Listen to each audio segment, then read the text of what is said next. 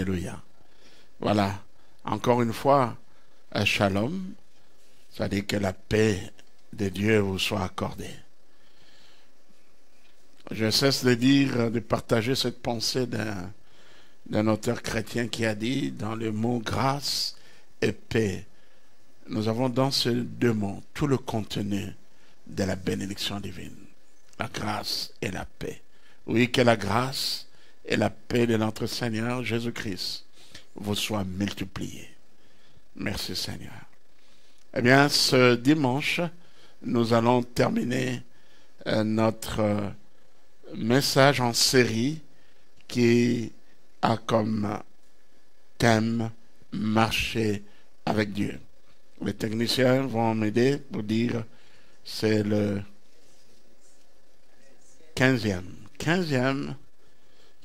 message sur ce thème « Marcher avec Dieu ». Aujourd'hui, je vais clôturer ce message important, marcher avec Dieu. En fait, c'est la vie chrétienne. La vie chrétienne est une vie de marche avec Dieu. Nous avons divisé notre enseignement en 5 parties. Dans la première partie, nous avons parlé de la personne d'Enoch. Parce que tout est parti du livre de Genèse, chapitre 5. Genèse, chapitre 5, versets 21 à 24. Cet homme, la Bible nous dit qu'il a marché avec Dieu.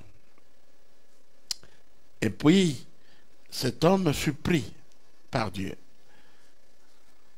Donc, il avait une vie qui a marqué Dieu, il a marché avec Dieu et il fut pris. Et nous sommes intéressés à cet homme, mais il y a très peu de passages de la Bible qui se réfèrent à Enoch.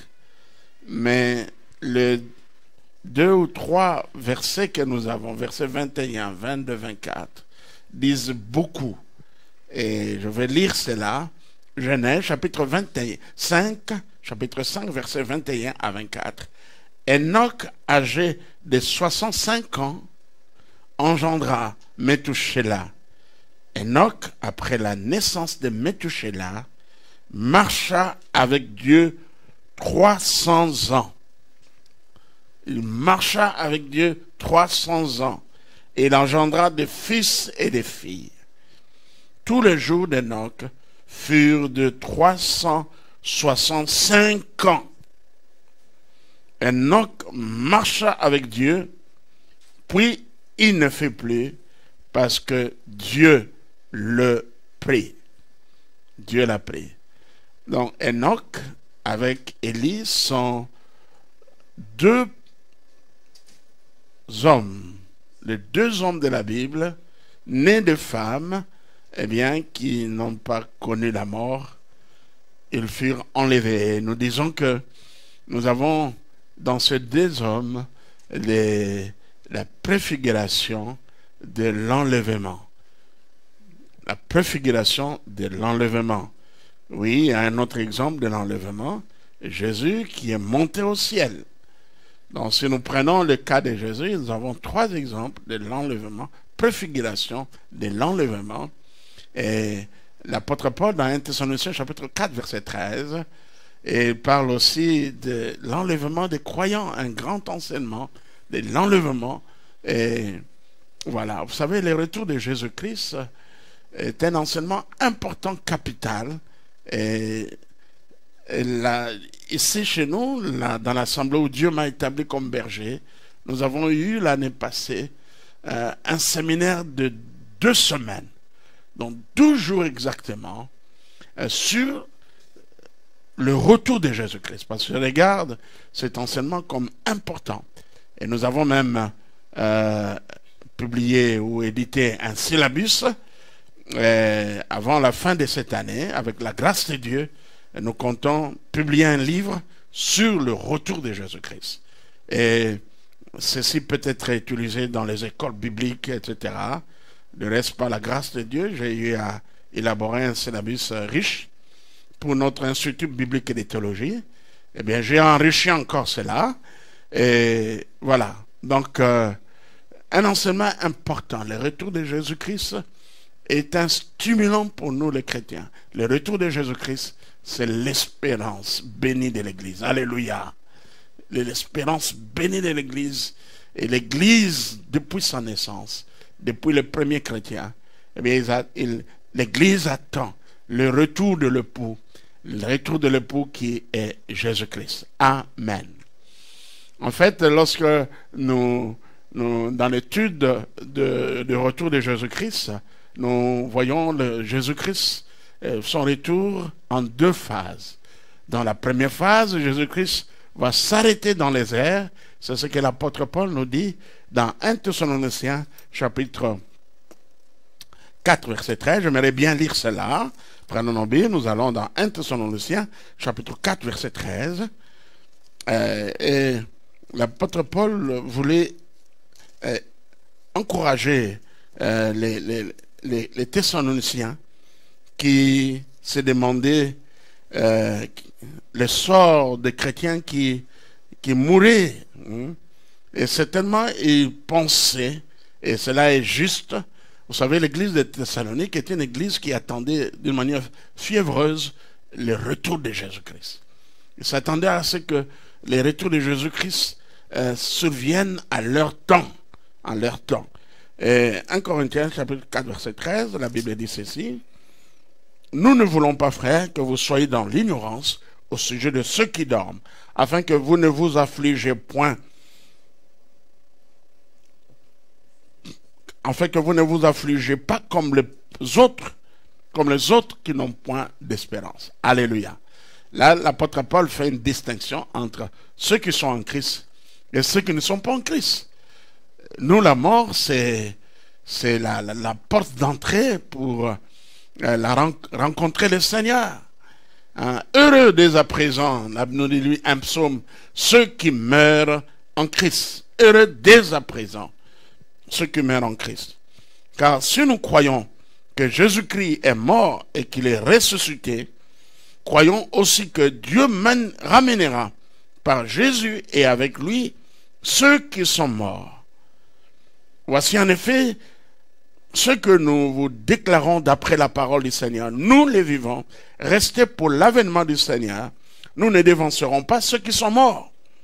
Car le Seigneur lui-même a un signal donné à la voix d'un archange et au son de la trompette, descendra du ciel et les morts en Christ ressusciteront. Alléluia. Ensuite, nous les vivants qui serons restés, nous serons tous ensemble enlevés avec eux sur les nuées à la rencontre du Seigneur dans les airs, et ainsi nous serons toujours avec le Seigneur. Amen. Alléluia. Nous serons toujours avec le Seigneur. Alors je vais rectifier ce que j'ai dit tout à l'heure. Cette parole qui dit heureux dès à présent, c'est dans les livres d'Apocalypse. Ceux qui meurent dans le Seigneur, car leurs œuvres le suivent. Mais un autre passage intéressant que je confondu à le psaume 116, verset 15, toujours en parlant de la mort, le psaume 116, verset 15, elle a des prix aux yeux de l'Éternel la mort de ceux qui l'aiment. Alléluia. Elle a du prix aux yeux de l'Éternel la mort de ceux qui l'aiment. Donc, quand nous nous plairons, quand nous nous lamentons, pour ceux qui ont connu Dieu, eh bien, la mort est une fête au ciel. Elle a du prix, parce que c'est l'heure pour aller dans la présence du Seigneur à sonner pour ses frères, pour cette sœur qui nous a quittés. Nous nous lamentons. Et si les morts en Christ pouvaient nous parler, ils vont nous dire, bien-aimés, cessez de pleurer, car là où je m'y rends, c'est magnifique. C'est magnifique. Alors j'ai reçu ce témoignage lorsque j'étais encore étudiant à la faculté de théologie des Assemblées de Dieu à Lomé au Togo, de notre doyen académique. Un diacre, un ancien de son église était dans le coma malade. L'église priait, les frères priaient. Et un beau jour, il s'est réveillé. Il a dit, bien-aimé, cessez de prier. Merci pour vos prières. Parce que le lieu où je me rends est magnifique. Alléluia. Alléluia. Voilà pourquoi l'apôtre Paul dans Romains, oui, il dit, les souffrances du temps présent ne sauraient être comparées à la gloire à venir. Alléluia. Et tous ces commentaires, c'est pour dire l'importance de l'enseignement sur le retour de Jésus-Christ. Il revient bientôt. L'enlèvement. Nous serons enlevés. Donc nous avons Enoch, nous avons aussi Élie. Deux hommes nés de femmes qui n'ont point connu la mort et que Dieu a enlevé. Dieu a pris parce qu'ils étaient agréables aux yeux de Dieu. Donc notre premier point, nous allons parler de la personne d'Enoch. Et dans notre deuxième point, nous avons donné la signification de l'expression « marcher avec Dieu ». Marcher avec Dieu, c'est le placer au devant de nous pour que nous puissions agir en permanence sous son regard. Sous son regard. C'est aborder chaque journée avec les désirs de la vivre réellement avec lui. Donc, marcher avec Dieu, c'est faire sa volonté chaque jour. Dans n'importe quelle situation de notre vie, nous nous demandons quelle est la volonté de Dieu dans cette situation. Qu'est-ce que je dois faire? Qu'est-ce que Dieu dit? Et on choisit toujours de faire la volonté de Dieu. Un mot important. De faire la volonté de Dieu dans cet enseignement. Ceux qui marchent avec Dieu accomplissent la volonté de Dieu. Alléluia. Alors, notre troisième point, nous avons parlé des conditions pour marcher avec Dieu. Comme cette dernière étude, ce dernier sermon est aussi une récapitulation, eh bien, nous avons vu que d'abord, il faut se réconcilier avec Dieu. On se réconcilie avec Dieu par la repentance, la conversion, parce qu'il y a inimitié entre l'homme et Dieu à cause du péché. À cause du péché. Et nous avons parlé de la consécration. Donc, vivre totalement pour Dieu. Et j'aime même cette parole de Romains chapitre 12, verset 1er jusqu'au verset 2e. Je vous exhorte donc, frères, par les compassions de Dieu, à offrir vos corps comme un sacrifice vivant, saint et agréable, ce qui sera de votre part un culte raisonnable. Ne vous conformez pas au présent siècle, mais soyez transformés par le renouvellement d'intelligence, afin que vous discerniez quelle est la volonté de Dieu, voilà encore ces mots, ce qui est bon et parfait. Alléluia. Alléluia. Donc ceux qui marchent avec Dieu, ils ont crucifié la chair avec ses passions et ses désirs. Ceux qui marchent avec Dieu ne se conforment pas au présent siècle mauvais. La Bible appelle ce présent siècle comme un siècle mauvais, ils ne se conforment pas. Ils ne suivent pas le monde de vie du présent siècle. Mais ils suivent ce que Dieu dit, c'est-à-dire, en un mot, la volonté de Dieu. Et la troisième condition pour marcher avec Dieu, nous avons vu que c'est marcher dans la sanctification. Notre Dieu est saint, notre Dieu est pur. La Bible dit que celui que vous a appelé est saint. Vous aussi, soyez saints dans toute votre conduite. Nous trouvons cela dans la première épître de Pierre. Et quatrième condition, nous avons dit marcher dans la foi. Eh bien, la vie chrétienne commence par la foi, continue dans la foi et se maintient dans la foi. Amen. Je ne vais pas dire se termine dans la foi parce que la foi continue. Amen. La vie chrétienne, alléluia, c'est la foi. La foi, confiance totale à Dieu. L'Épître aux Hébreux nous dit, or sans la foi, il est impossible de lui être agréable. Car il faut que celui qui s'approche de Dieu croit que Dieu existe et qu'il est le rémunérateur de ceux qui le cherchent. Et notre cinquième condition, nous avons vu que marcher dans l'obéissance à la parole de Dieu. Marcher dans l'obéissance à la parole de Dieu. Dieu nous révèle sa volonté dans sa parole. Nous connaissons la volonté de Dieu dans sa parole. Voilà pourquoi nous devons en tout temps lire la parole de Dieu. Je comprends pourquoi la Bible nous dit, nous appelle à méditer la parole de Dieu. La faiblesse de l'Église aujourd'hui, très peu de gens lisent la parole de Dieu. Pasteur Molanga, je crois que vous allez dire que je sais que j'ai dit c'est vrai. Nous, on dévorait la parole de Dieu. On dévorait la parole de Dieu. Nous continuons à dévorer la parole de Dieu. Mais ce que je ne vois pas dans la vie de beaucoup d'hommes de Dieu, il y a le patriarche, notre père spirituel, le pasteur Jacques-André Verneau. Il nous disait qu'il était à Kolwezi invité pour un séminaire là-bas de pasteurs. Il leur a demandé combien de pasteurs avaient lu la Bible d'une manière systématique de Genèse à l'Apocalypse. Il nous a dit que c'était du bout de doigts, le nombre de gens de bout de doigts, je ne sais pas, 5 dans une assemblée de plus de 200 pasteurs. 5 ou pas même au-delà de 10 qui avaient lu durant tout le temps de leur ministère la Bible de Genèse à l'Apocalypse. J'ai eu l'occasion de voyager avec cet homme, pasteur Jacques-André Verneau. Nous étions à Chicapa, lors, je crois, de la 6e ou 7e anniversaire de l'église La Borne Chicapa, lorsque le pasteur Amani était encore là. Maintenant, il dirige une grande assemblée à Lubumbashi. Et bon, lui, c'est vrai, aussi un apôtre, hein, mais il ne veut pas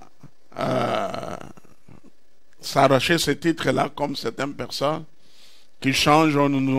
Ils étaient des pasteurs, je les ai connus comme des pasteurs, et puis ils sont devenus des apôtres. Ah non, ce ne sont pas les titres, c'est le travail sur le terrain. Pasteur Jacques-André Verneau, il était un grand apôtre. Il ne s'est jamais arraché ce titre ou bien demander à ce que les gens puissent l'appeler apôtre. Un jour, j'étais dans une église quelque part, un ami, nous étions avec lui à la borne, et je l'ai connu comme pasteur. Et j'ai eu l'occasion de prêcher dans son église, et automatiquement, moi je l'appelais toujours pasteur, votre pasteur, votre pasteur. Et alors à la fin du culte, même avant la fin du culte, quand je termine mon message, il est intervenu, il a dit merci, il m'a remercié pour le message qui était vraiment excellent. Il dit, quand vous allez rentrer au pays, saluez votre assemblée au nom de l'apôtre. Il a martelé apôtre. Moi, j'ai compris. Ah, vraiment, je l'avais blessé. Hein? Au nom de l'apôtre. Et à la fin du culte, il ne s'était pas terminé là-bas. À la fin du culte, il a dit, ah, master, cher ami, moi, je ne suis plus pasteur. Tout le monde m'appelle apôtre. Voilà. Nous ne courons pas derrière les titres, mais ce qui importe, c'est le travail. C'est ce que nous accomplissons. Amen. Il y a beaucoup qui méritent bien d'être appelés apôtres, n'ont jamais réclamé cela. Il y a beaucoup qui méritent bien d'être appelés prophètes, n'ont jamais réclamé cela. Mais c'est curieux quand les gens veulent se donner certains titres et demander qu'on le... Ils changent même de... ils changent de ministère. Voilà. 6e condition, nous avons dit, marcher dans l'amour. Dieu est amour. Marcher dans l'amour. On ne peut pas marcher avec Dieu lorsqu'on n'a pas l'amour. On ne peut pas marcher avec Dieu lorsqu'on a de la haine envers quelqu'un. On ne peut pas marcher avec Dieu lorsqu'on refuse de pardonner un frère, un proche.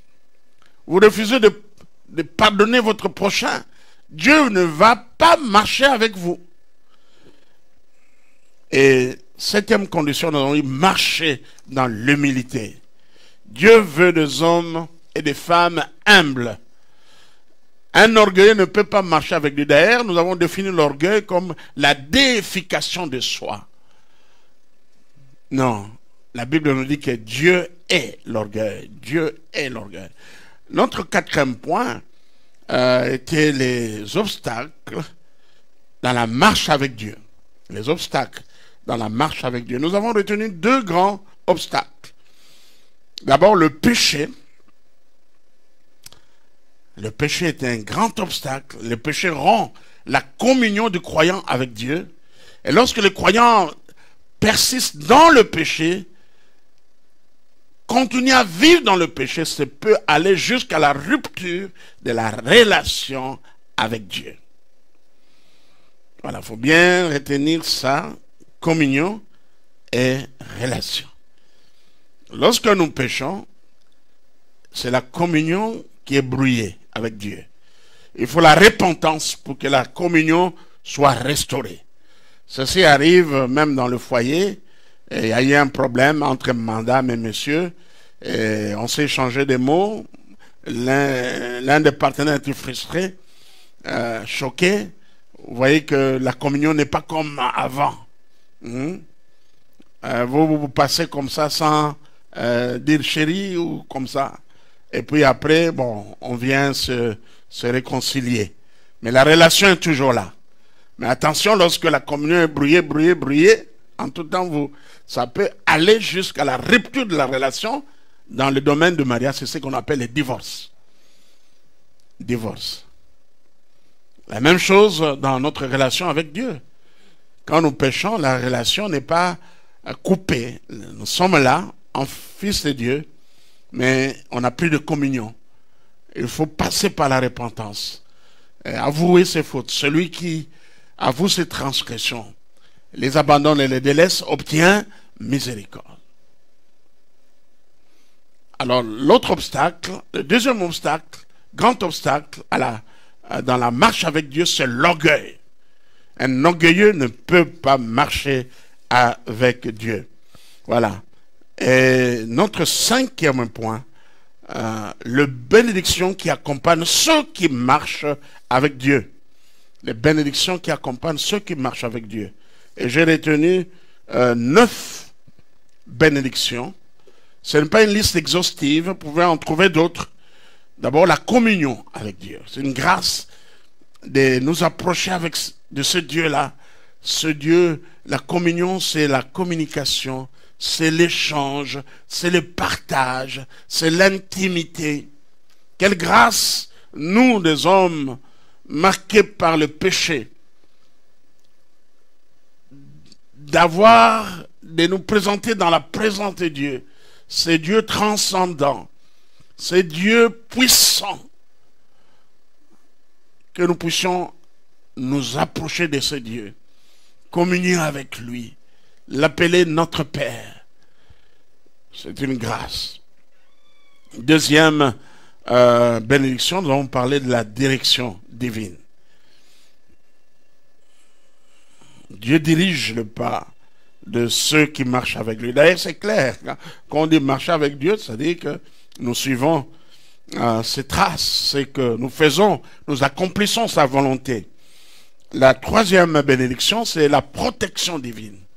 Dieu protège ceux qui lui appartiennent. Ceux qui marchent avec Dieu, ils sont protégés. Quatrième bénédiction, la victoire face à l'adversité. La victoire face à l'adversité. Cinquième bénédiction, le renouvellement de la force ou le soutien divin. Ceux qui se confient à l'Éternel renouvellent leur force. Dieu nous renouvelle spirituellement, même physiquement. Et sixième bénédiction, Dieu pourvoit aux besoins de ceux qui marchent avec lui. Septième bénédiction, le succès. Nous avons parlé du succès 8e, nous avons parlé du bonheur, le bonheur. Oui, le bonheur et la grâce. David dit, m'accompagneront tout le jour de ma vie. Nous avons vu que le bonheur est pour ceux qui craignent Dieu. Amen. Et un bonheur que le monde donne, un bonheur éphémère, mais un bonheur qui vient de Dieu et que le monde ne peut nous arracher. Le bonheur qui vient de Dieu ne dépend pas des circonstances ni des temps. Merci Seigneur. Et nous avons terminé à la dernière bénédiction, passer l'éternité avec Dieu ou entrer dans le royaume de Dieu. Nous sommes là et nous voulons continuer. Les dimanches passés, nous avons touché cet aspect-là de passer l'éternité avec Dieu ou entrer dans le royaume de Dieu. Merci Seigneur. Et nous avons dit que le royaume de Dieu nous est révélé par Jésus-Christ. Les centres même du message de Jésus-Christ, les centres même du message de Jésus-Christ, c'était le royaume de Dieu. Jésus a enseigné sur la réalité du royaume de Dieu. Et beaucoup de psaumes, plutôt de paraboles, presque toutes les paraboles de Jésus-Christ sont en relation avec le royaume de Dieu.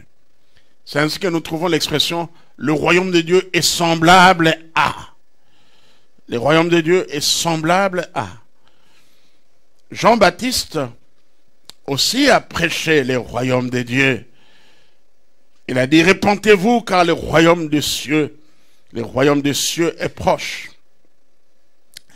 Et Jésus parcourait, Matthieu 4, 23 nous dit, Jésus parcourait toute la Galilée enseignant dans les synagogues, prêchant la bonne nouvelle du royaume de Dieu et guérissant toute maladie et toute infirmité parmi les peuples.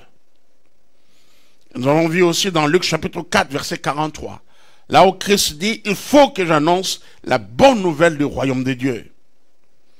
Luc chapitre 9, verset 2, il envoya ses disciples prêcher le royaume de Dieu. Le royaume de Dieu, c'est le règne de Dieu, c'est l'autorité de Dieu, la souveraineté de Dieu parmi les hommes. Le royaume de Dieu, nous avons donné la définition du royaume, et notez cette définition, le royaume de Dieu, c'est l'autorité, le règne, le gouvernement de Dieu dès maintenant, dans le cœur de ceux qui ont donné leur vie à Jésus-Christ. Il est aussi l'autorité, le règne, le gouvernement de Dieu qui s'installera demain sur le monde entier. Donc, le royaume de Dieu est déjà présent. Voilà pourquoi nous allons parler de le royaume de Dieu comme une réalité spirituelle. Nous allons parler du royaume de Dieu comme une réalité présente et comme une réalité future, le royaume de Dieu. Le royaume de Dieu, c'est le règne de Dieu, la souveraineté divine en action. Là où Dieu règne, c'est là où il est. C'est ça le royaume de Dieu. Jésus va dire, un jour il a guéri un homme qui était aveugle et muet. Oh, c'est grave. Vous savez, il y a des gens qui ont des problèmes très sérieux. D'abord, aveugle. Il avait un handicap visuel. Et puis, muet. Mais un jour, Jésus a opéré un grand miracle. Il a délivré cet homme. Cet homme a recouvert la vue et cet homme a parlé. Et face à ces miracles, ceux qui étaient là, les pharisiens et les autres, l'ont dit que c'est par Belzéboul que cet homme a recouvert la vue et elle a parlé. Nous allons arriver là-bas. Mais Jésus leur a dit, j'aime ce que Jésus dit, si c'est par les doigts de Dieu que je chasse les démons, sachez que le royaume de Dieu est au milieu de vous. Amen. Alléluia. Donc le royaume de Dieu, c'est le règne de Dieu, la souveraineté divine en action. Et le règne de Dieu se manifeste dans plusieurs domaines. Les évangiles nous parlent d'entrer dans le royaume de Dieu. Et la manière dont les évangiles nous parlent, ça c'est comme maintenant, nous pouvons entrer dans le royaume de Dieu. Et demain, nous allons entrer dans le royaume de Dieu. Voilà pourquoi nous parlons de la réalité présente et de la réalité future. Donc, le règne de Dieu se manifeste à la fois dans le présent et dans le futur. Et par là même, crée à la fois un règne futur, un règne présent, un règne futur, dans lequel on fait l'expérience des bénédictions de son règne. Nous pouvons aussi définir le royaume de Dieu comme c'est la création d'un homme nouveau et d'une nouvelle humanité que Dieu offre et propose à l'homme en son Fils Jésus-Christ. Si quelqu'un est en Christ, il est une nouvelle créature. Les choses anciennes sont passées, toutes choses sont devenues nouvelles. Donc, cette définition aussi du royaume, le royaume de Dieu, c'est la création d'un homme nouveau et d'une nouvelle humanité que Dieu offre et propose à l'homme en son Fils Jésus-Christ. Parlons un peu de la royaume de Dieu comme une réalité intérieure ou spirituelle. Jésus a dit, le royaume de Dieu, ce n'est pas quelque chose qui vient à frapper les regards. Le royaume de Dieu est déjà présent. Réalité intérieure ou spirituelle. Le royaume de Dieu est déjà présent dans le cœur de ceux qui ont donné leur vie à Jésus-Christ. Alléluia. Oui, dans la vie de ceux qui ont donné leur vie à Jésus-Christ et qui marchent avec lui. Amen. Oui, ceux qui marchent avec Dieu, il y a déjà le royaume de Dieu. Jésus-Christ règne maintenant. Comme je dis, le royaume de Dieu, c'est le règne de Dieu. Jésus-Christ règne maintenant dans leur cœur, dans le cœur de tous les rachetés. Et l'action de Dieu se passe dans le secret de l'homme, comme une sémence que Dieu enfouit dans notre cœur et qui doit produire son fruit. Amen. Nous allons lire quelques passages en rapport avec les paraboles de Jésus-Christ en relation avec le royaume. C'est le cas de Matthieu chapitre 13. Matthieu chapitre 13, versets 3 à 9. Matthieu 13, versets 3 à 9.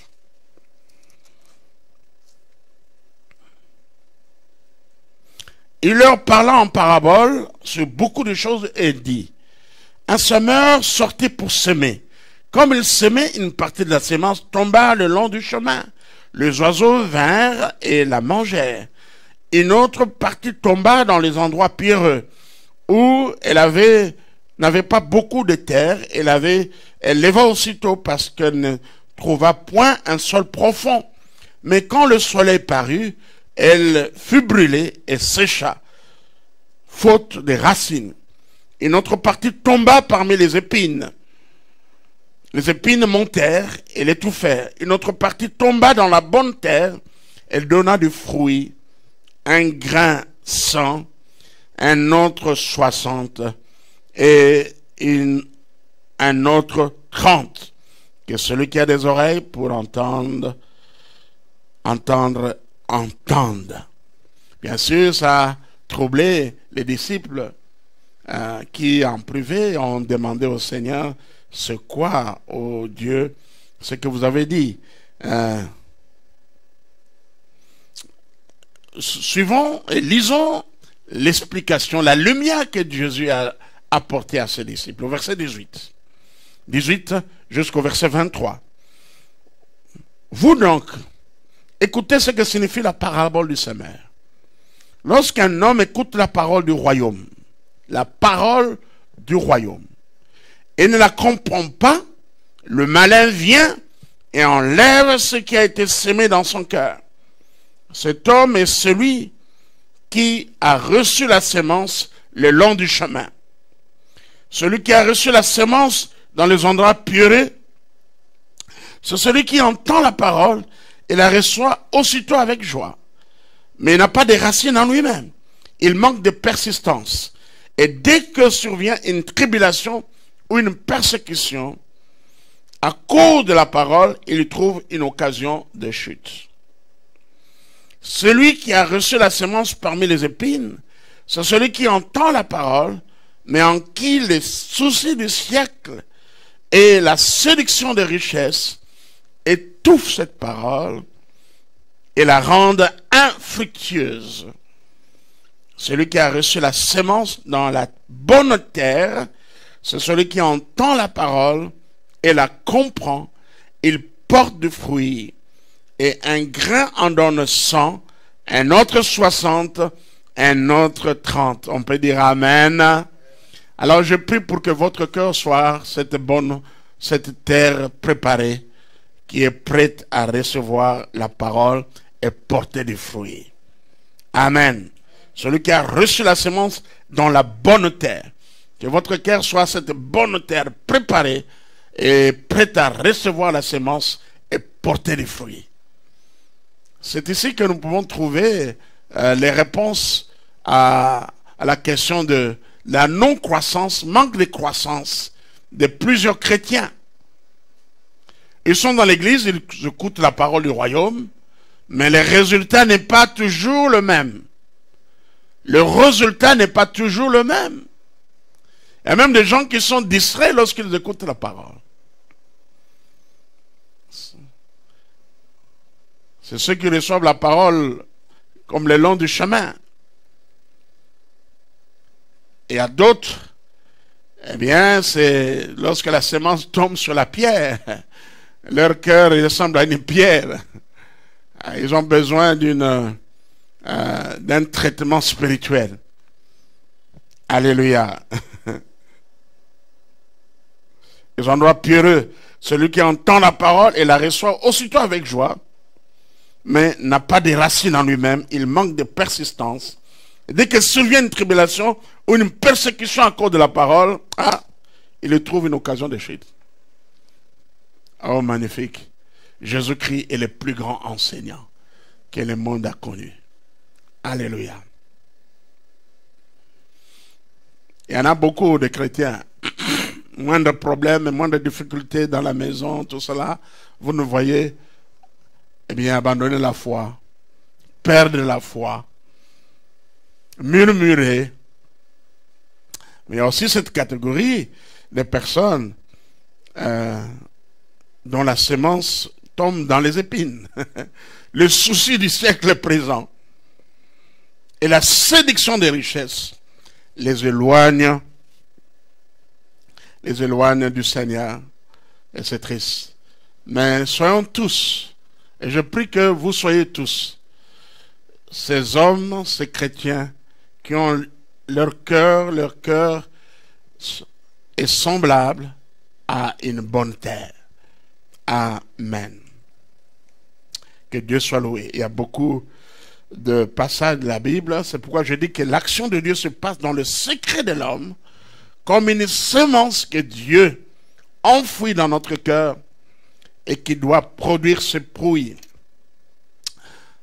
L'apôtre Paul parle beaucoup aussi du royaume de Dieu. Nous le voyons dans l'épître aux Romains, nous le voyons aussi dans l'épître aux Corinthiens, particulièrement de 1 Corinthiens chapitre 15. Dans le chapitre 14 de Romains, le chapitre de la tolérance mutuelle, là où l'apôtre Paul exhortait les forts à supporter les faibles et vice-versa. L'apôtre Paul dit ceci dans Romains chapitre 14, verset 17. Nous allons prendre nos Bibles et nous allons lire dans Romains chapitre 14, verset 17.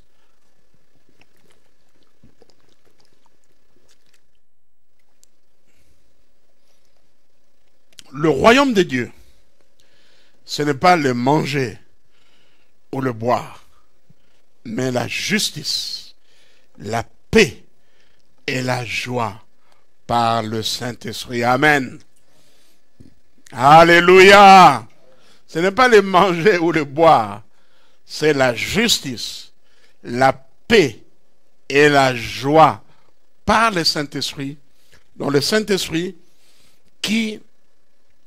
c'est le Saint-Esprit qui donne la justice, qui communique la justice, qui communique la paix et la joie. Donc par ces versets, l'apôtre Paul présente le royaume de Dieu comme une bénédiction rédemptrice, intérieure ou spirituelle.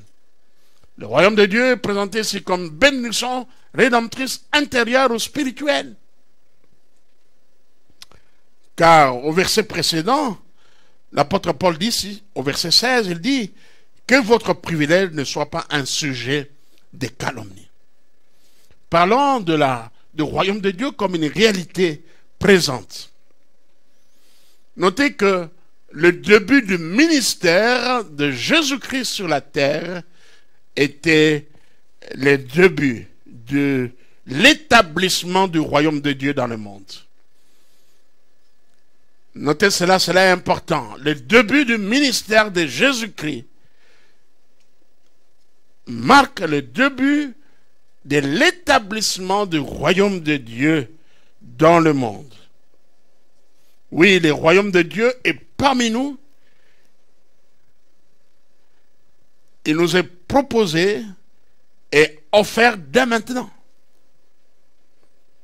Et ceux qui sont nés de nouveau jouissent dès maintenant de certains privilèges et bénédictions du royaume de Dieu. C'est pourquoi les temps présents et les temps où l'homme doit se décider pour acquérir le royaume de Dieu dans son cœur et y entrer ou le refuser. Amen. Amen. Oui.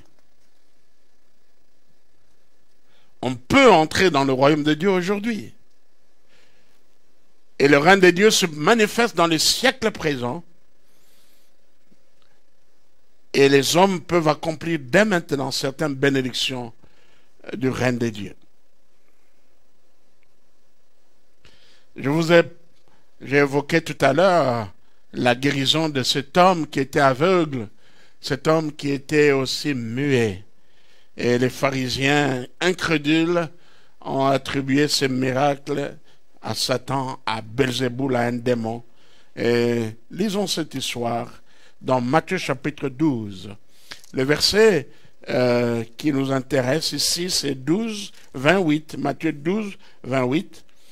Mais ça sera intéressant de lire aussi ce qui vient après. Je vais lire à partir du verset 22. On lui amena un démoniaque aveugle muet. Il est guéri, de sorte que le muet parlait et voyait. Alléluia.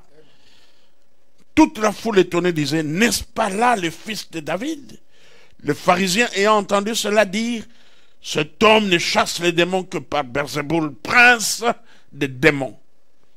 Comme Jésus connaissait leurs pensées. Alléluia.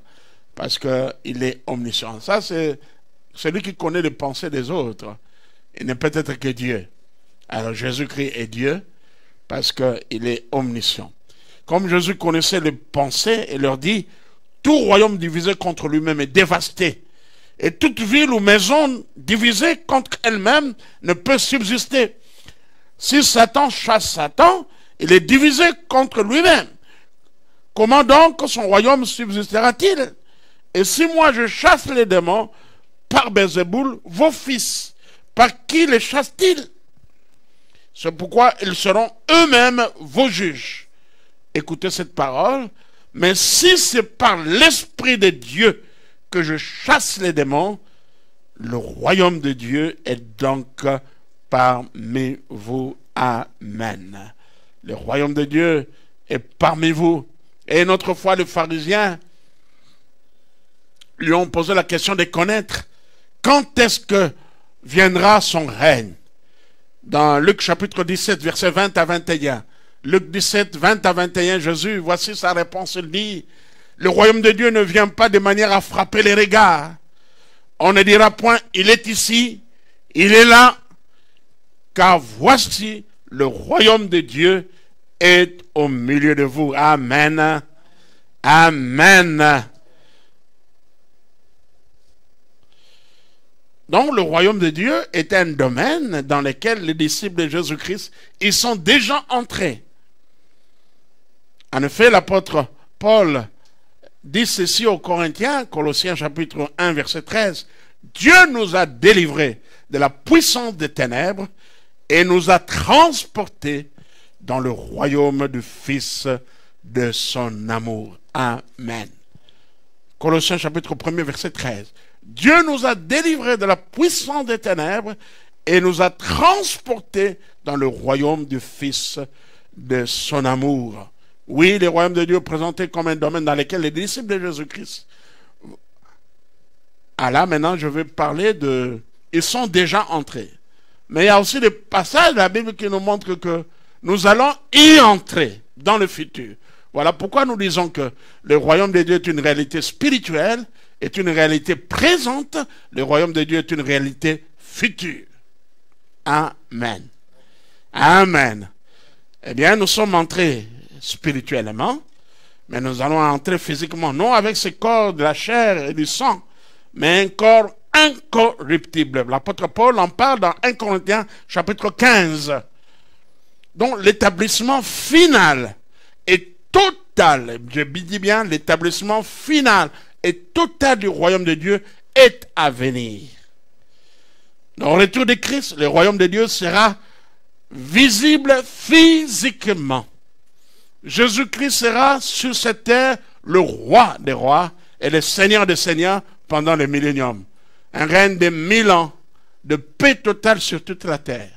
Vous savez, Jésus-Christ a 3 fonctions ou 3 offices. Il a la fonction prophétique, il est prophète le plus grand de tous les prophètes. Il a la fonction sacerdotale, il est le plus grand souverain sacrificateur, selon l'ordre de Melchisédek, les autres selon l'ordre d'Aaron. Il est aussi le roi. Lors de l'entrée triomphale à Jérusalem, il était acclamé comme un roi. Et cela va se réaliser. Jésus-Christ, nous l'adorons comme le roi des rois, et il va régner sur cette terre, effectivement comme le roi. Mais le roi des rois. Est-ce qu'on peut dire un amen de joie? Est-ce qu'on peut dire encore un amen de joie? Il est le roi, il régnera sur cette terre. Jésus-Christ va régner d'une manière littérale à Jérusalem comme le seul roi du monde. Le titre qu'il porte du roi des rois s'accomplira en ces jours-là d'une manière littérale.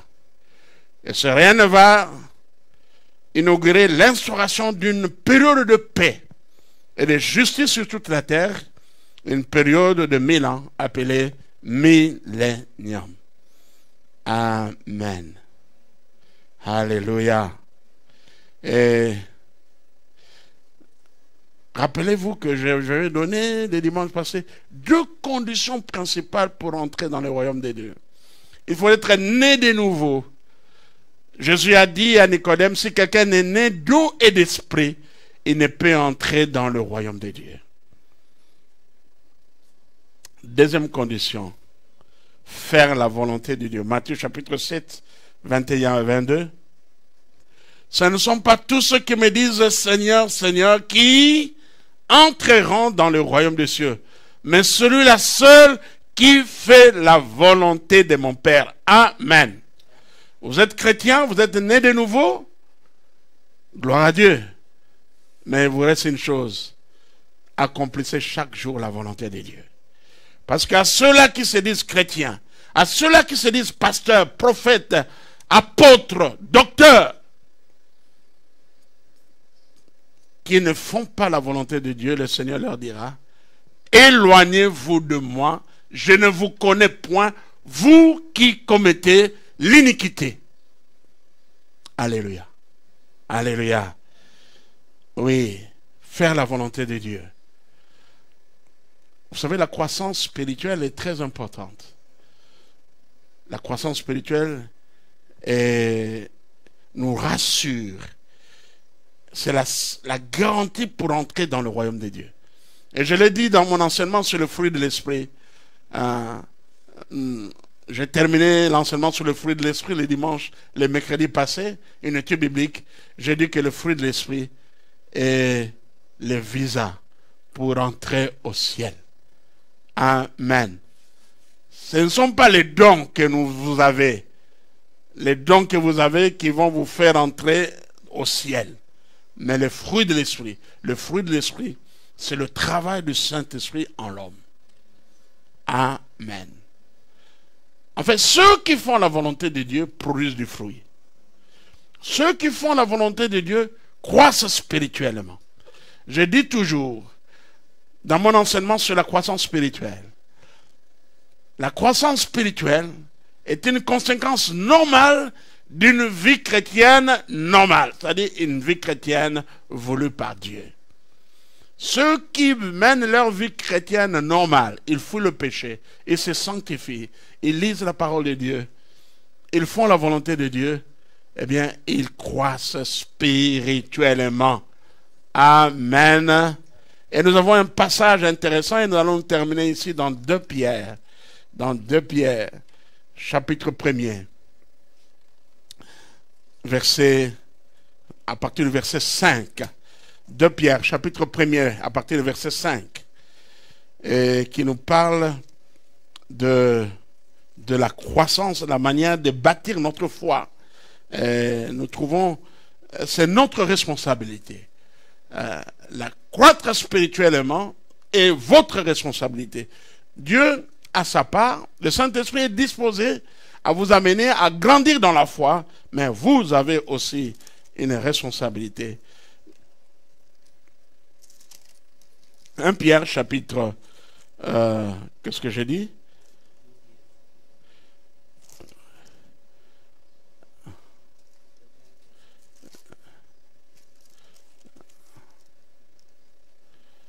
Ah, plutôt 2 Pierre, chapitre 1er. J'ai dit chapitre 5? Oh, 2 Pierre, chapitre 1er, c'est ce que j'ai dit. Ok, à partir du verset 5, merci. À cause de cela même, faites tous vos efforts pour joindre à votre foi, quoi? La vertu. La vertu, c'est une bonne conduite. À la bonne conduite, la science ou la connaissance. À la connaissance, la tempérance. Nous avons les fruits de l'esprit. À la tempérance, la patience. Encore un fruit de l'esprit. À la patience, la piété. À la piété, l'amour fraternel. Un fruit de l'esprit. À l'amour fraternel, la charité. Car si ces choses sont en vous et sont avec abondance, elles ne vous laisseront point oisifs ni stériles pour la connaissance de notre Seigneur Jésus-Christ. Mais celui en qui ces choses ne sont point est aveugle. Il ne voit point de loin. Il a mis en oubli la purification de ses anciens péchés. C'est pourquoi, frères, appliquez-vous d'autant plus à affermir votre vocation et votre élection, quand en faisant cela, vous ne broncherez point. Alléluia. C'est ainsi, en effet, que l'entrée dans le royaume éternel de notre Seigneur et Sauveur Jésus-Christ vous sera pleinement accordé. On peut dire un grand Amen. Alléluia. Si vous voulez que les portes du ciel vous soient ouvertes, grandement ouvertes, eh bien, croissez spirituellement. Mais pourquoi spirituellement? Il faut marcher avec Dieu. Ceux qui marchent avec Dieu, qui font la volonté de Dieu, croissent. Amen. J'ai pu lire d'autres versions sur le verset 11. Darby dit, car ainsi l'entrée dans le royaume éternel de notre Seigneur et Sauveur Jésus-Christ vous sera richement donnée. La version Bible de Jérusalem, car c'est ainsi que vous sera largement accordé par surcroît l'entrée dans le royaume éternel de notre Seigneur et Sauveur Jésus-Christ.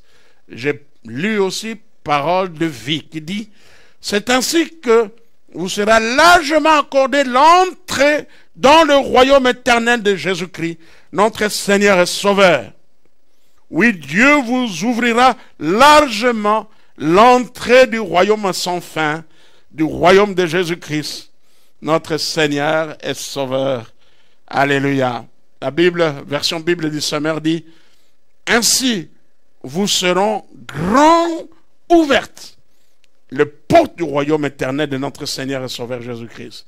Et enfin, la version Taube dit, c'est ainsi en effet que vous sera généreusement accordé l'entrée dans le royaume éternel de notre Seigneur et Sauveur Jésus-Christ. Alléluia.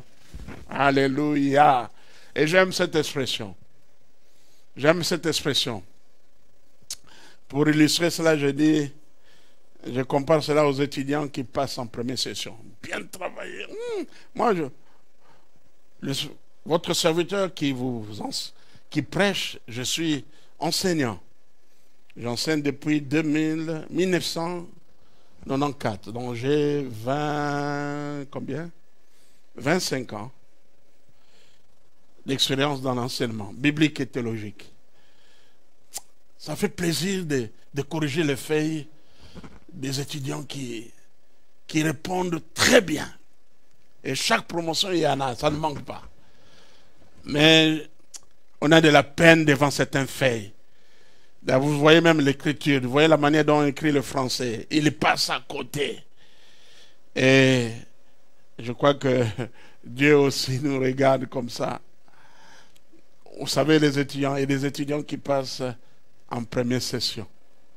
Je crois qu'au ciel, il n'y aura pas de deuxième session. Il n'y aura pas de délibération. Alléluia. Mais l'apôtre Paul, dans 1 Corinthiens, parle des gens qui seront à peine sauvés, comme à travers le feu. Oh, je ne sais pas. Mais moi, j'aimerais passer en première session. Alléluia. En levant les mains. Alléluia. Alléluia.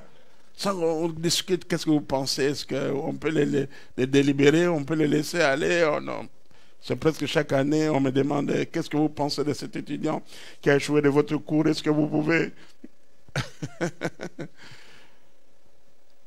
Merci Seigneur. Merci Seigneur. Oui, l'entrée dans le royaume de Dieu. L'apôtre Paul, dans le chapitre 15, présente aussi le royaume de Dieu comme une réalité future.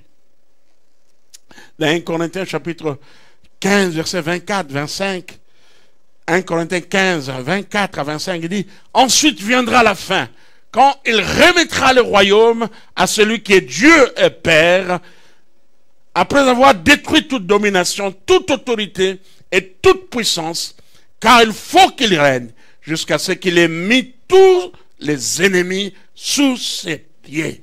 Amen. Alléluia. Gloire soit rendue à Dieu. Et un peu plus loin, au verset 50 de 1 Corinthiens 15, Paul nous révèle que la chair et les sangs ne peuvent hériter le royaume de Dieu. Quand il dit, ce que je dis, frère, c'est que la chair et les sangs ne peuvent hériter le royaume de Dieu et que la corruption n'hérite pas l'incorruptibilité. Notez, bien-aimés, que l'établissement final du royaume de Dieu sera précédé de la résurrection des saints. Je dis cela. Qui revêtiront un corps incorruptible. C'est pourquoi Paul dit que nous tous, nous serons changés. 1 Corinthiens 15, versets 51 à 52, il dit, je vais vous révéler un secret. Alléluia. Un secret révélé. Magnifique. Je vais vous révéler un secret. Donc une révélation. Nous ne mourrons pas tous, mais nous serons tous transformés en un instant.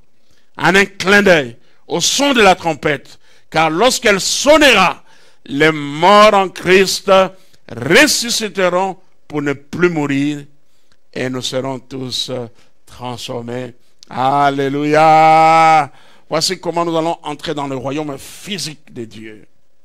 Transformés, mais Christ règne maintenant dans le cœur. Ne voudriez-vous pas, vous, inviter Jésus-Christ dans votre cœur? Peut-être vous avez entendu parler de ce nom de Jésus, mais vous n'avez pas une relation particulière avec lui. Ne voudrais-tu pas lui ouvrir votre cœur pour qu'il règne? La Bible nous dit, voici, je me tiens à la porte, je frappe. Si quelqu'un entend ma voix, il ouvre, j'entrerai, je souperai avec lui. Jésus est venu pour vous sauver. Alléluia. Merci Seigneur. Et je vais aussi appeler cette catégorie de chrétiens qui ne marchent pas avec Dieu. Vous êtes chrétien, mais vous ne vivez pas comme Dieu le veut. Attention, vous hypothéquez votre entrée dans le royaume de Dieu. Jésus revient bientôt. Voulez-vous que le Seigneur vous dise, je ne vous ai jamais connu, vous qui commettez l'iniquité? Ou voulez-vous que le porte du royaume de Dieu vous soit grandement ouverte? Je crois que le choix est clair. Moi, je choisis de marcher avec Dieu pour que le porte du royaume de Dieu me soit grandement ouverte. Au nom de Jésus-Christ, nous disons Amen.